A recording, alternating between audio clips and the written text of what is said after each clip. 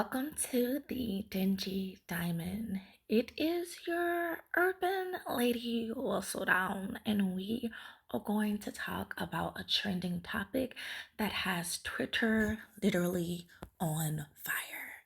Mr. LaVar Ball yesterday has announced that he is getting a divorce. Yes, him and his wife Tina Ball are currently in separation, and he says Tina just wants something else. She's going another way. And of course, Twitter went wild, especially the men. The men have started this sympathy parade where they are rallying behind poor old Mr. LaVar Ball. He lost his leg through amputation I think it was earlier this year or last year that he lost his leg through an amputation. Woe is me. Um, he he helped his wife recover from a massive brain stroke that she had. And now, through all of his hard work, diligence, patience, love, and support, she is leaving him. So, all the sympathy is going to Mr. LaVar Ball. And at first, I wanted to be sympathetic, but then I started to listen to Mr. LaVar Ball. The clip that has been circulating is on some streamer's show, and it shows him basically just saying, yeah, my wife is leaving. She chose to do something else, which doesn't give us much information as to what happened. Was it irreconcilable differences? Did someone cheat? Was there abuse? What happened? So he doesn't say much about that. But that's not what I want you guys to focus on. Let's look at the optics of this. When a public figure, someone who is in the public eye, gets a divorce, right? It's usually not the men who come out and disclose the divorce. 90% of the time, it's the women. It's the women saying, hey, and they give this post where they state, hey, we separated mutually. We love the family, blase, blase, blase. It's not the men coming out. So if the men are coming out and disclosing that they are getting a divorce or the separation is happening, the men are salty, right? Just from the optics, because this is something you want to keep private. The women are the ones usually coming out with this information and telling the world. But Tina has been closed-lipped on the topic. We wouldn't know unless Mr. LaVar Ball said something, right? So that lets me know that he is trying to create a narrative. He's trying to get in front of the divorce filing and paint Tina as this messed up person who just recovered through his help, and now she wants to live her best life in her golden years, which is absurd. Who 55, 58, 60 is with someone for 30 years, and all of a sudden, after a massive brain stroke, decides that they don't love you anymore? It just is nonsensical. It doesn't make sense. So there's something else happening behind the backdrop of all of this. And I don't know much about Mr. Wall. I don't know. I'm a basketball fanatic. I know about his three sons. Don't know much about him. But when I heard the what he said about her, such as, and it was petty, right? There was some shade definitely being tossed his wife's way. He was like, okay, I helped her. She was still beautiful after the stroke, even though she's getting older. And there's this misconception with men who believe that a woman's stock goes down when she gets older, if she is single, all of these things. It's almost like he was trying to create a case just in case she heard it or watched the interview that, hey, you an old hat. Ain't nobody gonna find you beautiful after this. I still find you beautiful. You can still have a home here with me. But ain't nobody gonna find you beautiful after this. You're spoiled goods. Your time has expired. Your prime is way behind you. How can you leave me? Type thing. And what men are gonna start understanding, it doesn't matter how old you are, for the preservation of her life and well-being, she has decided to move another way. This is also how you know there's something really, really big going on. Something catastrophic happened behind the scenes or has not been happening that accumulated to her having this huge health scare, which when she recovered, she could no longer continue the relationship with him. If you listen to any snippet of Mr. Ball speaking, you can tell what type of man he is. This is an arrogant man. This is an egotistical man. This is a man who wants things his way or no way.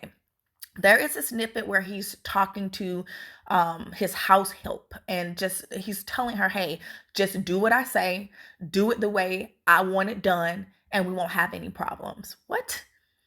You can imagine just from that snippet alone what type of monster Tina was dealing with all of those years. For a lot of women too, when especially when you have children, you raise the children, you get the kids to where they need to be, and once the kids are out of the nest, these women start to think about their own happiness. It's no longer I need you for money. I need you for stability. I need you for support, in which they're not willing to deal with toxicity. It's different when the relationship is healthy, when it's happy, when they can deal with the man talking some mess here and there. But something debilitating is happening in that Ball household, or was happening, to get Tina to the point where she says, hey, I cannot do this anymore. Whatever years I have left on this earth, it will not be spent with you. So there's a lot of underlying issues there. There's a Washington Post that I read regarding this as well that said something along the lines that Mr. Ball did not even allow her to have a wheelchair in the home. So she could not get around the house. He said that he didn't want her messing up the their house, right? He didn't want her bumping into stuff. But the real reason is that he doesn't want her mobile. There's another clip that states he himself says he would rather have her sick and broken and unhealthy and stuck with him than healthy and working. What type of mentality is this? So somewhere in his mind, he believes that a woman who doesn't have to work and is financially provided for is that is the grand reward, right? So he'd rather have her broken and not working than healthy, right? For her life. Being healthy is not for him, it's for her and the quality of her life to be high. So she has her mental faculties that she can do for herself. So she has independence. She can feed herself. She can recall what she did that day. He don't want her to have that. He'd rather her not have any of that and be a vegetable in the house and underneath him and be stuck with him. Mobility means you can leave. Mobility means I can leave the house. I can go places without you. I can do things. I have my own fruition. I am able to make my own decisions. He wants her to be immobilized. Because if she's immobilized and sick, emotionally, spiritually, physically, she won't leave. What type of prison is that? What type of setup is that? And what type of man says that? So yeah, all the sympathy. Oh, he got his foot amputated. For all y'all know, God was trying to slow him down. God was trying to slow this man down because he was on the move. There's another disgusting clip from this same interview where he is sitting and you can see his print. And they make a note, like the streamer makes a note of it. He said, oh, the chat is blowing up. They can see your print. What's a print? Nick, excuse me. You don't know what a print is. These 58 long years that you've lived on this earth, you don't know what it means to see a man's print or someone's print to be showing. Please, please spare us. And he knew it was showing. And he was giggling about it. And, this, da, da, da. This is a grade A narcissist. This is a dog out in the streets, will hump a pole. He will have to hop to the pole to hump it at this point, but will still hump it and has been humping it for a long time. Now, the allegations of abuse, I'm not sure if that's real or not, but listening to that man talk and berate his wife, I'm sure there is some truth to that as well. There is no sympathy here. There is no sympathy.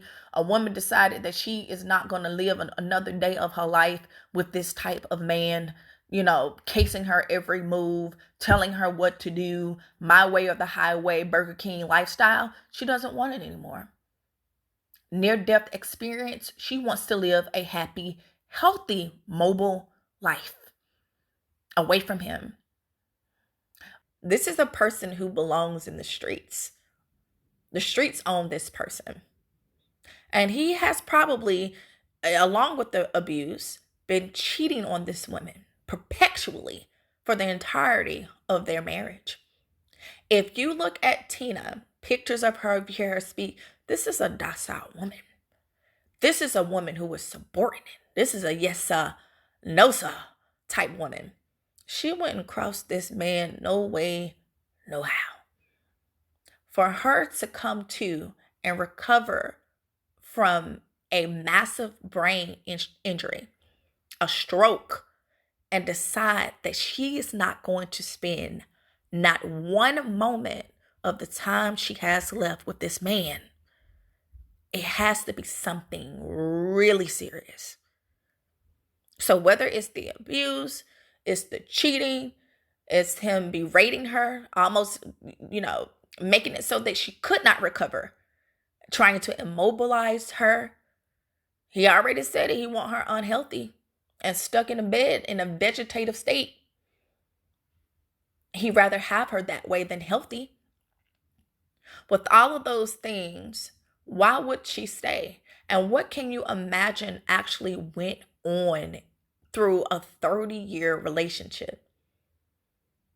And for some reason, men think that when women get older, their stock goes down to a point where no one will want them. But what they fail to realize, even if that is the case, that nobody wants them, that they want them, that they want their health, that they want their wellness, that they want their peace. What if nobody wants them? But she's rich. Somebody gonna want her. If she wanted to create an arrangement where somebody wanted her for nothing more than their money, because I seen a Twitter tweet that said, "Hey, somebody gonna use her for her money." Well, if she happy and peaceful, go ahead, use her for her money. She don't have to deal with this. She don't have to deal with this type of toxicity. At least she knows what she getting up front if it's a transaction. So that's not a threat that someone is gonna use her for her money, or that she's older and no one will want. You're worried about the wrong thing. She wants her. That's why she's leaving. That's why she's going the other way, because she wants her life and prosperity. She don't want to be berated like a child.